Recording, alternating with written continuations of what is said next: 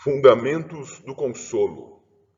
Orientação para o culto doméstico preparada pela Igreja Presbiteriana de Santo André.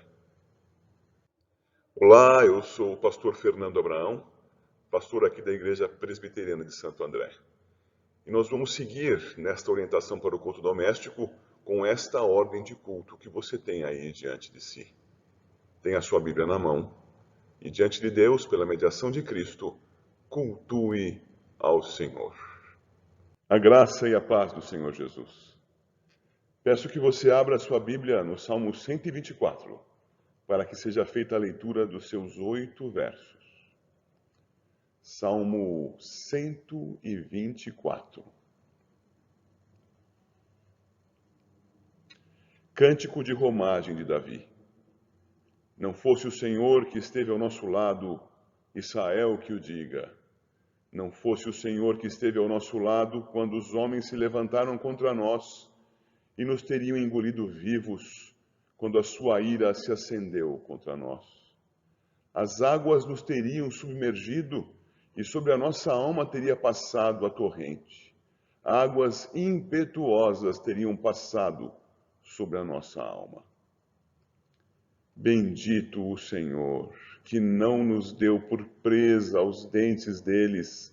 Salvou-se a nossa alma como um pássaro do laço do passarinheiro. Quebrou-se o laço e nós nos vimos livres. O nosso socorro está em o nome do Senhor, Criador do céu e da terra.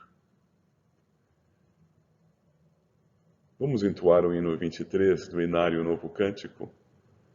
Com ele estaremos nos apresentando diante de Deus, o Criador de tudo e de todos, o nosso Criador, o Criador da Igreja, e que também é, pela mediação do Senhor Jesus Cristo, o nosso Redentor, aquele que nos livra dos nossos pecados, da morte que merecemos diante dele, e ainda nos concede vitórias nesse mundo de tantas aflições. Depois disso, oraremos ao Senhor. Agora, cantemos diante de Deus.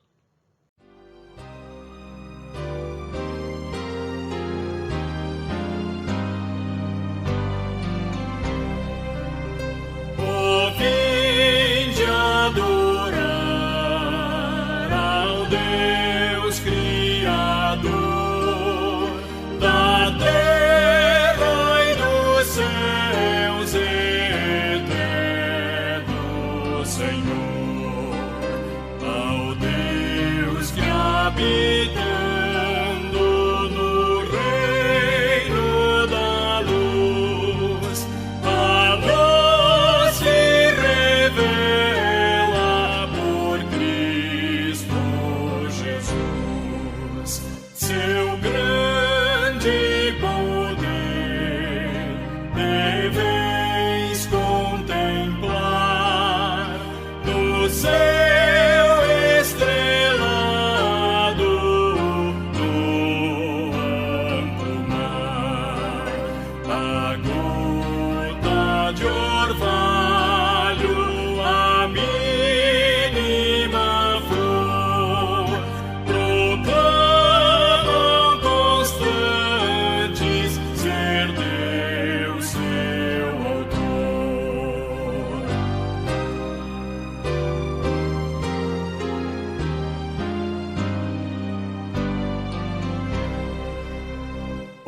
Vinde adorar ao Deus Salvador, que em Cristo Jesus nos mostra favor. Ao Deus que benigno, com graça e perdão, pecados cobrindo, nos dá redenção.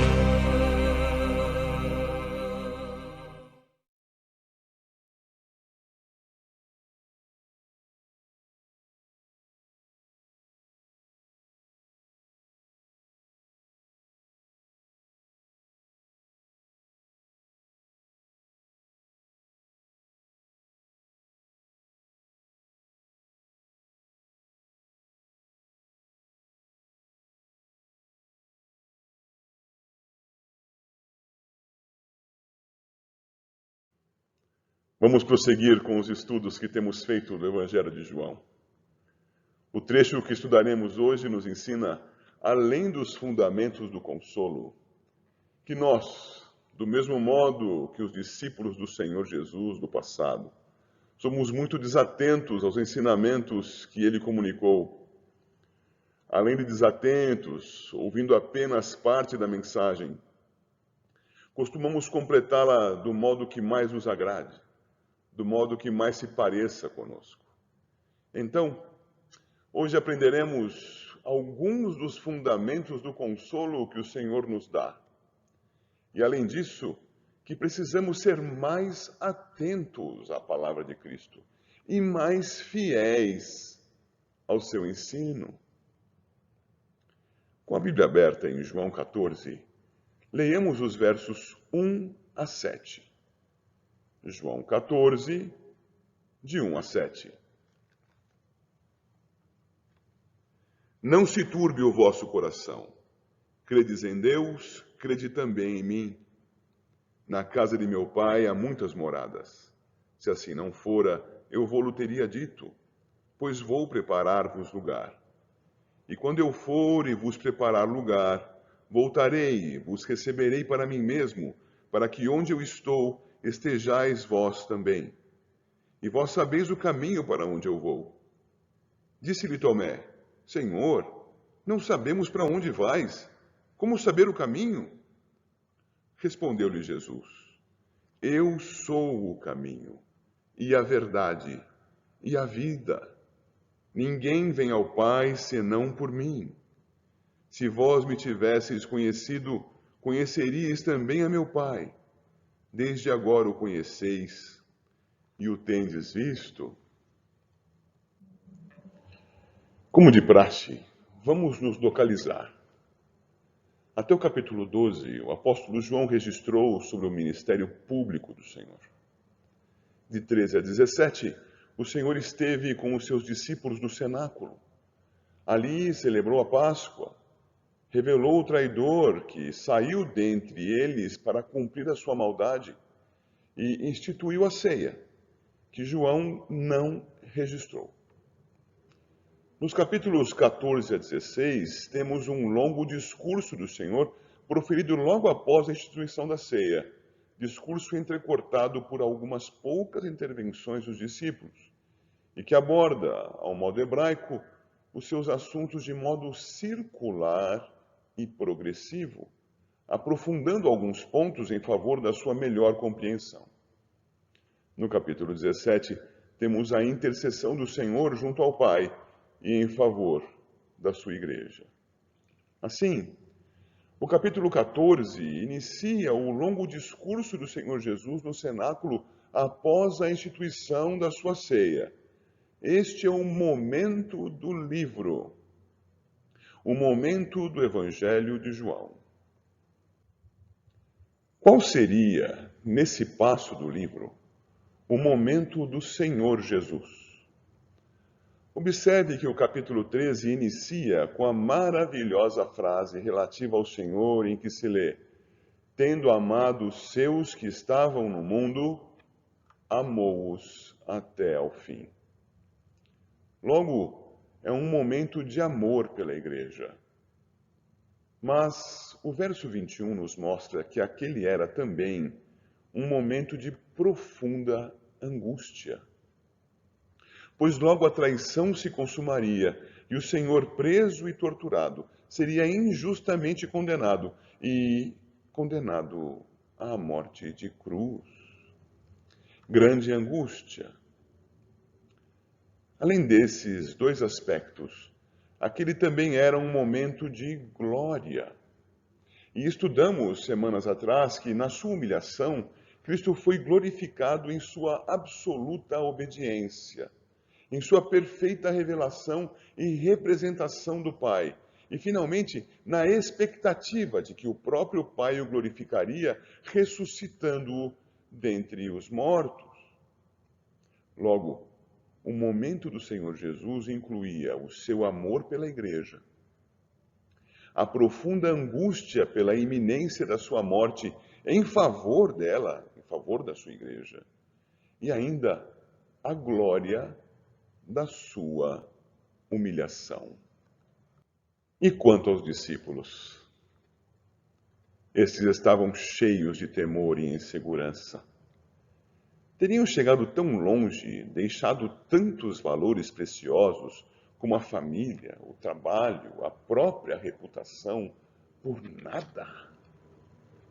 O Senhor Jesus deixava os pensamentos deles em suspense. Morreria ou não morreria? O que aconteceria depois? Essas dúvidas gerais aparecem no registro da conversa quase particular que o Senhor teve com Pedro. E digo quase particular porque estavam os 11 com o Senhor Jesus ao redor da mesa. Logo, Pedro se aproxima para falar do Senhor na presença dos demais. É quase particular. Veja os versos finais do capítulo 13. Veja lá, de 36 a 38. Perguntou-lhe Simão Pedro: Senhor, para onde vais? Respondeu Jesus: Para onde vou não me pode seguir agora, mais tarde, porém, me seguirás. Replicou Pedro: Senhor, por que não posso seguir-te agora? Por ti darei a própria vida. Respondeu Jesus: Dará a vida por mim? Em verdade te digo que jamais cantará o galo antes que me negues 3 vezes. O Senhor respondia a Pedro do modo como dissera no verso 33 a todos: Agora você não pode me seguir. Depois. Pedro entende isto como a iminência da morte de Cristo. E é por isso que ele diz: Por ti darei a própria vida. Veja aí o final do verso 37. Eles, Pedro simbolicamente, Pedro representando os demais, eles, discípulos, estavam aflitos, inseguros, temerosos. Esta era a situação dos discípulos, este era o seu momento. Insegurança, temor, aflição. Foi diante de toda essa condição quanto a si mesmo e quanto ao que estava ao seu redor, que o Senhor Jesus começou a apresentar aos discípulos de então e a nós hoje os fundamentos do consolo. Os fundamentos do consolo. Vamos vê-los. O capítulo 14, na primeira parte do verso 1, diz assim: Não se turbe o vosso coração. Veja, não se trata de algo como temos ouvido tantas vezes no correr desses meses difíceis que atravessamos. Vai ficar tudo bem. Não se trata disso, não se trata de palavras vazias, fundadas sobre o nada, apenas ditas para que algumas pessoas não se desesperem, mas sem qualquer fundamento. Não, Cristo não falou palavras vazias como essas. Um outro exemplo, que infelizmente tem atingido tantas famílias, em particular por conta dessa doença nova, aquelas palavras que pretendem consolar os enlutados, os tristes, algumas vezes desesperados, e que precisam ouvir palavras verdadeiras, palavras que realmente consolem, acabam por ouvir palavras vazias. Chega-se até um local de velório, um local de sepultamento, e alguém diz a mesma frase: vai ficar tudo bem. Vai passar, vai passar. Não. Cristo não oferece palavras vazias. Ele diz: não se turbe o vosso coração. E ele diz isso diante de tudo o que ele já havia enfrentado e de tudo o que ele sabia que ainda enfrentaria. Ele disse isso amando os seus até o fim. Disse isso obedecendo e representando o Pai até o fim. Jesus Cristo se apresentava absolutamente seguro do que estava para acontecer. Era uma segurança de triunfo, uma segurança de vitória para além das aparências. Ele estava dizendo: confiem em mim e fiquem calmos. Não se turbe o vosso coração. Diria ele: eu sou a vossa segurança. Ele prosseguiu com o ponto mais central da fé de seus discípulos: a crença em Deus o Pai. Já vimos lá em 12, 27 e 28, e aqui em 13, 31, 32, que quando o Senhor Jesus falava de Deus, ele se referia ao Pai. Ele usava os dois termos de maneira intercambiável. Chamava-o de Pai, chamava-o de Deus. Nós já vimos isso. Pois bem, nesse momento, mais uma vez, ele o faz. Mas, reforçando a mensagem inicial do versículo, onde nós já acabamos de ver, confiem em mim e fiquem calmos, ele aponta a referência que os discípulos deveriam adotar nessa confiança tranquilizadora e consoladora. Não era um vai ficar tudo bem vazio, era um fiquem calmos, confiem em mim do mesmo modo que vocês confiam em Deus o Pai. Como alguém poderia dizer tal coisa sem ser blasfemo, sem ser louco, sem mentir? Somente sendo Deus, o Filho.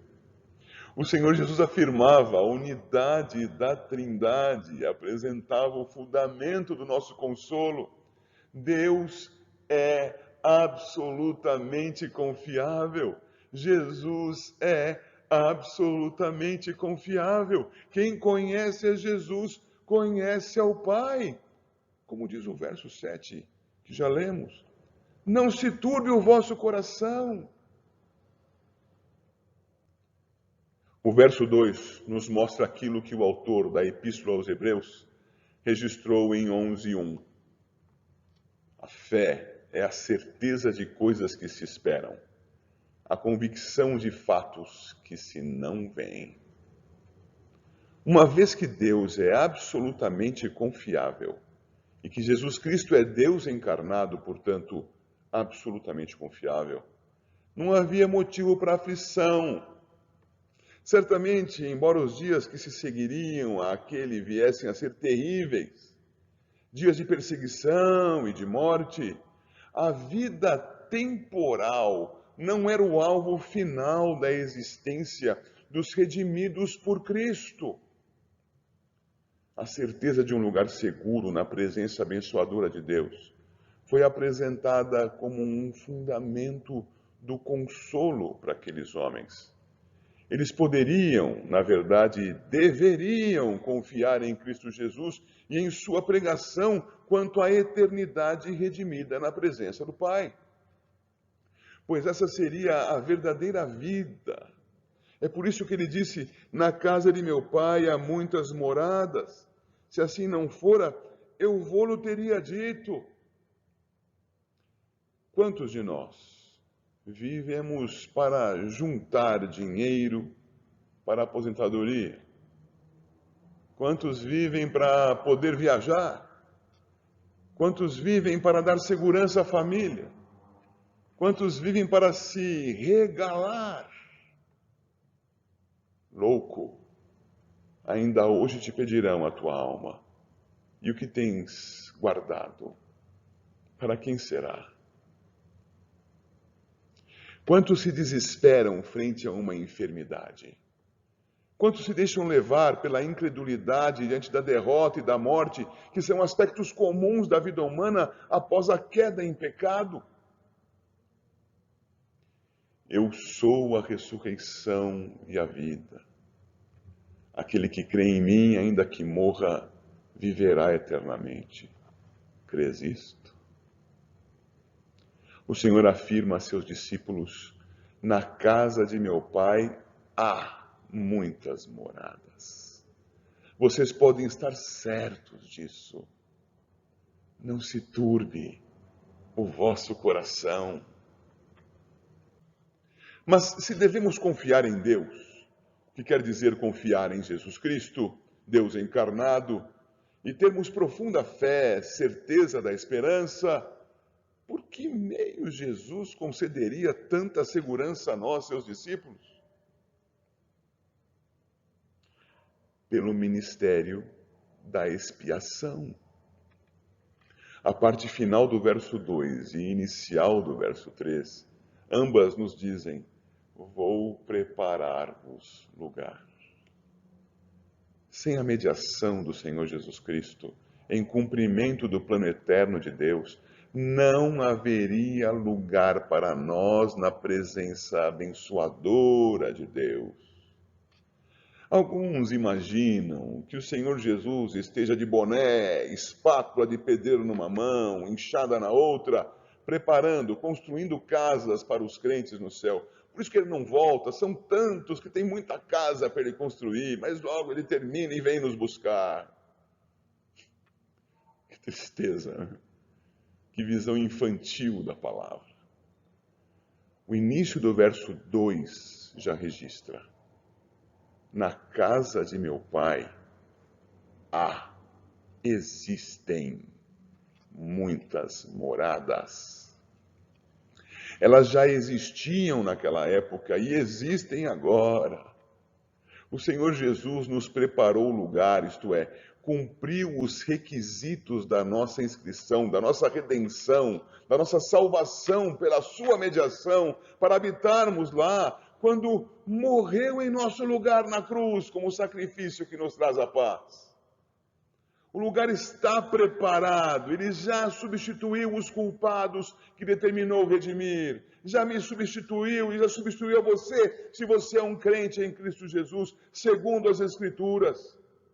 Um dos fundamentos do nosso consolo é que Jesus Cristo já nos preparou lugar de paz na presença eterna de Deus, aleluia! Para nos assegurar da sua confiabilidade, o Senhor apresentou a seguir uma oração, uma frase com dois aspectos da sua volta: a volta dentre os mortos e a volta como noivo da igreja. Veja o texto no versículo 3. E quando eu for e vos preparar lugar, voltarei e vos receberei para mim mesmo, para que onde eu estou, estejais vós também. Atente. Depois de preparar lugar para a igreja, na presença abençoadora de Deus, disse ele: quando eu for, voltarei. O primeiro aspecto da sua volta é a ressurreição dentre os mortos. Quanta insegurança havia ainda nos discípulos, até que o Senhor Jesus, ressurreto, apresentou-se a eles e lhes disse: paz seja convosco, creiam. E com base nessa maravilha única na história, os discípulos e a igreja de todos os tempos têm crido. Ele ressuscitou, logo ele voltará. Maranata, vem Senhor Jesus. Ele vive, ressurreto dos mortos, ele voltará para buscar a sua igreja, consolo a cada um de nós, fundamento do nosso consolo.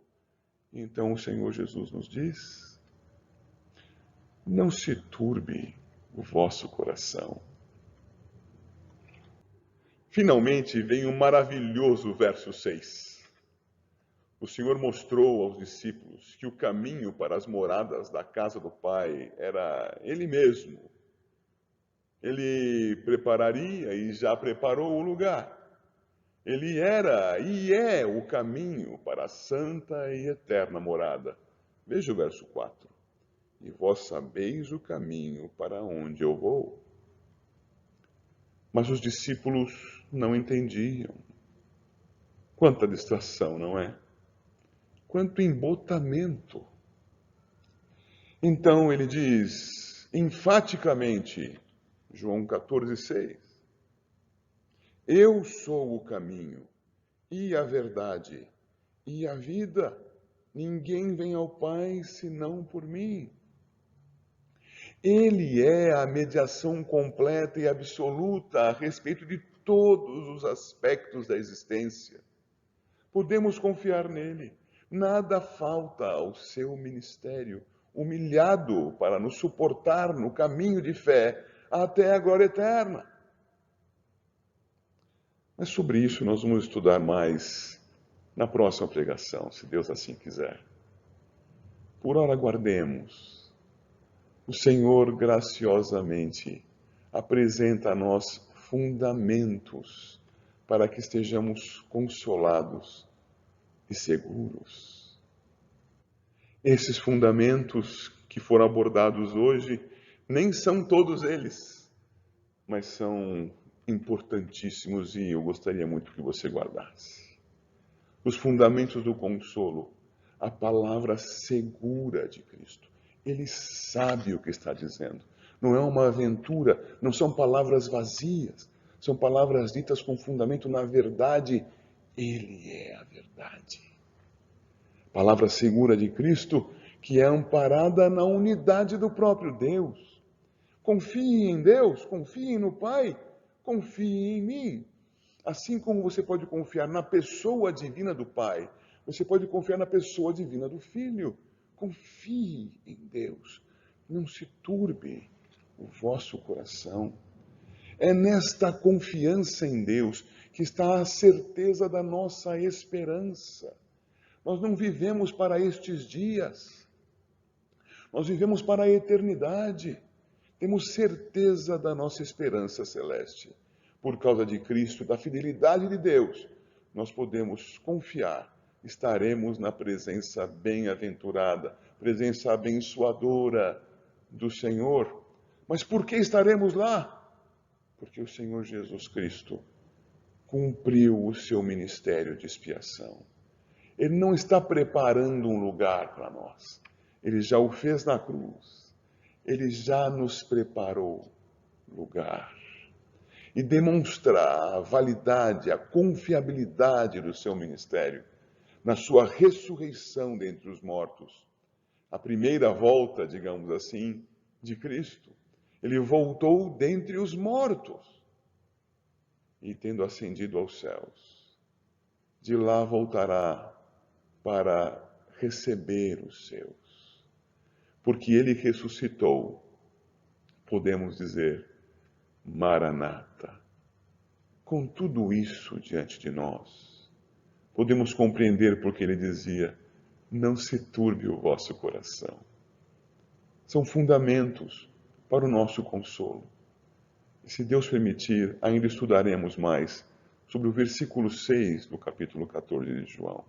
Eu sou o caminho e a verdade e a vida. Ninguém vem ao Pai senão por mim. E que por ora isso te baste. E, segundo a palavra de Cristo, não se turbe o vosso coração.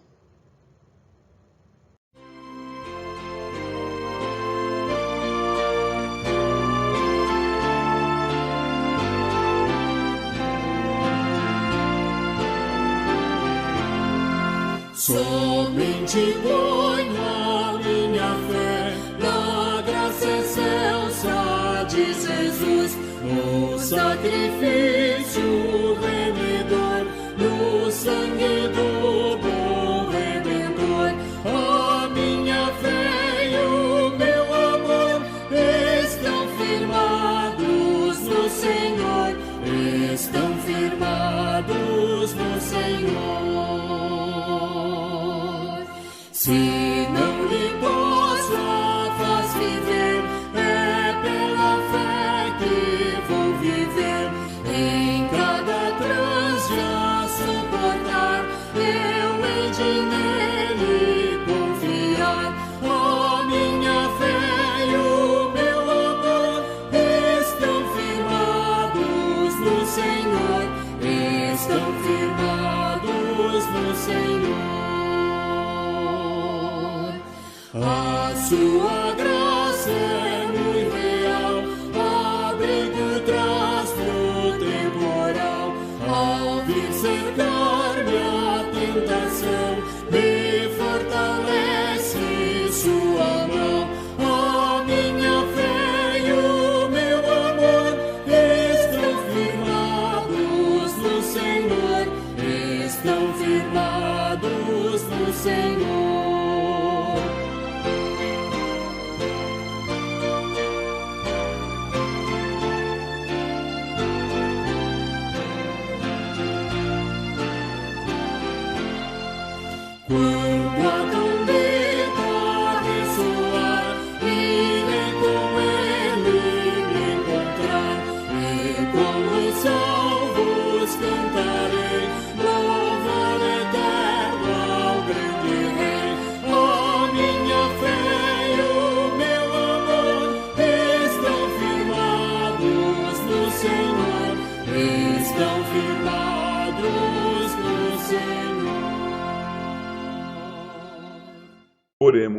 ao Senhor. Obrigado, Senhor, porque o Senhor é absolutamente confiável. Obrigado porque o Senhor é absolutamente fiel. Obrigado porque o Senhor, na pessoa do Filho, encarnou. E Jesus Cristo encarnado era tua representação, Senhor. Era aquele que revelava ao Pai, e o fazia e o fez de maneira perfeita. Quem conhecesse a Jesus conheceria a Deus, conheceria o Pai, porque a revelação era perfeita. Obrigado, Senhor, por Jesus Cristo. E obrigado, Senhor Deus, porque na tua fidelidade está a fidelidade de Jesus.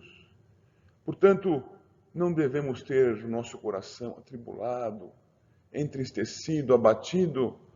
Ao contrário, devemos confiar no Senhor. Ao invés de nos apertarmos com as questões do dia a dia, de nos preocuparmos com o que isso nos causará a respeito da nossa sobrevivência, devemos sim viver de maneira que te honre, de maneira que te adore, que te obedeça à semelhança de Cristo, como testemunhas do Senhor, e fazê-lo nessa responsabilidade, desapegados dos dias atuais, confiantes no Senhor de que a nossa morada, a nossa residência, já obtida por Cristo, por sua obra de expiação na cruz, já foi conquistada, já temos lugar para nós na tua presença, ó Deus, pela graça mediada em Cristo Jesus. Obrigado, Senhor. Concede, Senhor, que ainda voltemos a estudar, mas o façamos com o nosso coração seguro e descansado. Temos paz, porque o Senhor é fiel e absolutamente confiável. Tendo cumprido o teu ministério de redenção, ó Jesus Cristo, de maneira completa e cabal. Adoramos-te, ó Deus, nas pessoas do Pai, do Filho e do Espírito Santo, e oramos na mediação de Jesus Cristo. Amém, Senhor.